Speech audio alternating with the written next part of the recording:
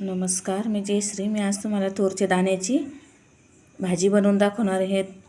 तुरीच्या शेंगा आहे, त्यांना असे दाणे काढून घ्यायचे तिच्यातले आणि यांना भाजून घ्यायचे.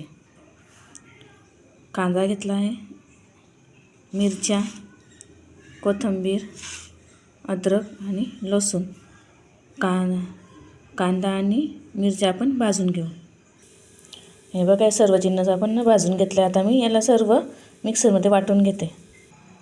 हे बघा, हे वाटण असं बारीक करून घेतलं.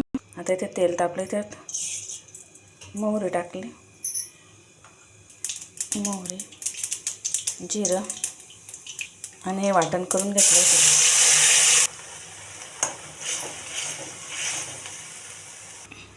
आता तुरीचे दाणे आपण भाजून घेतलेले आपण बारीक करून, जास्त बारीक नाही, असेच थोडं जाडसर बारीक करून घेऊ. हे बघा, असं वाटण करून घ्यायचं, थोडंसं जाडसर. हळदी पावडर, 1 चम्मच धना पावडर, 1 चम्मच गरम मसाला. याला मिक्स करून घेऊ आणि तेल सुटेपर्यंत मसाला चांगला फ्राय होईल. हे बघा, आपल्या मसाल्याला तेल सुटलं आहे. तर आपण हे तुरीच्या दाण्याचं वाटण टाकून घेऊ.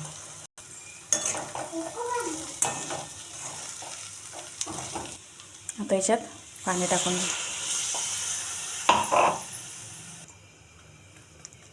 चवीनुसार मीठ,